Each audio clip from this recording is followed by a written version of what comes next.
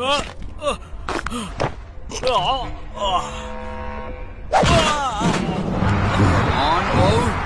విజయం ఎంతో దూరంలో లేదు, నువ్వు సాధించగలవు. కమాన్ బావ్, ఎలాగైనా వెళ్ళాలి, వెళ్ళు.